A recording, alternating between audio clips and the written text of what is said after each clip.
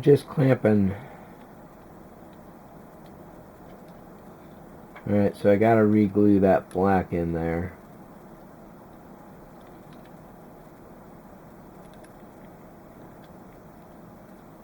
But otherwise, as you can see, once you get this into place, the wire will pretty much go where you tell it to. Once I glue that back into place, that'll be a lot less loose as well. So when you go to put this together, I still got to pull the side rails off the sprue there. And I probably also need to prep the bussard a little bit by putting the Scotch tape on there. But essentially the process is, if you got it like this as your starting point and everything looks good, just kind of lift backwards and then try to keep that angle. Even out here you might be able to crease that angle just a little bit to give you a hand.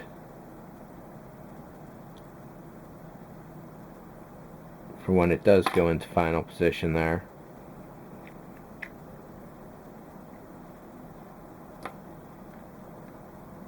Double check that.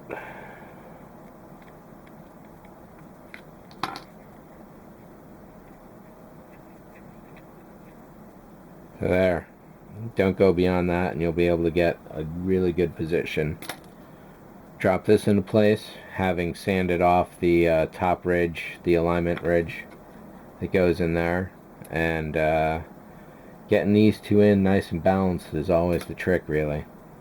At that point, I'm going to press it sealed, make sure everything is fit, clamp it on the back, lift up on the front, bead some glue in, press down on the bussards, hold that, cut the Scotch tape loose, and let it sit for an hour or two.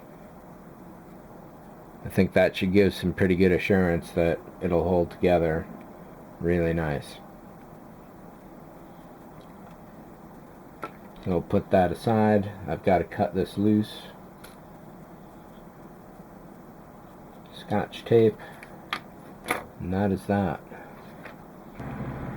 Alright, so I'm just doing a test fitting right now.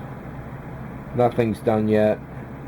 I still have to glue that black lead down, so I may as well dump those out.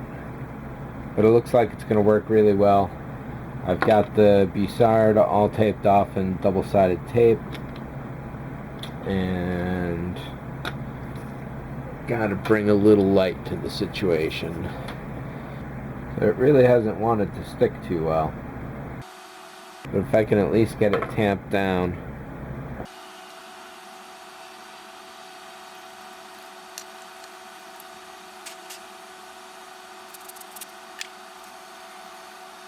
So we'll see how well that goes. So that is otherwise ready.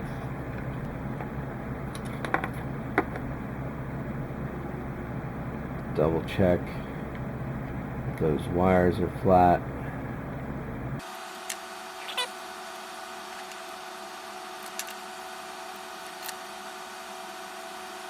So when I get this position right, I don't know how I do it, but once I got it, it's like, oh, okay, yeah. But the effort leading up to that, it's like, holy crap. Alright, so this is the second time in a row that I should have had this piece on the bottom, simply because I have to put the bussard into place around the LEDs. Okay, and everything's in place, alright. And I forget where I got these tubes, but they've been really great. Definitely at a hobby store somewhere. It's like a 20 pack for a couple bucks. It says it's only for Zip Kicker, I think, but it works on original super glue, and I bet a whole bunch of other brands as well.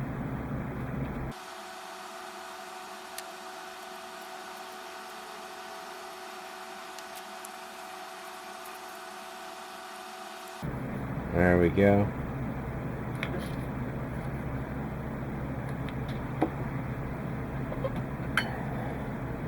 You can throw this clamp right down there to make sure that sticks really nice too. In fact,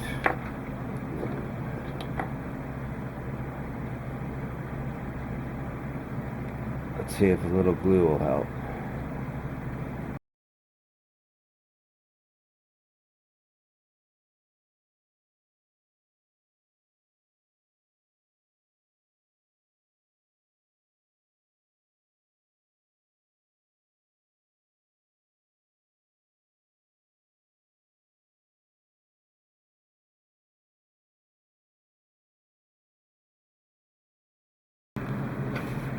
So I don't know that it can get more clamped than that, so let's put this aside for a little while.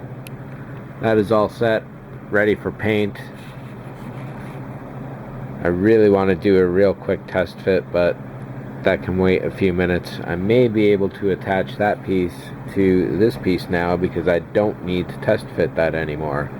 However, I do have to make sure that that's true.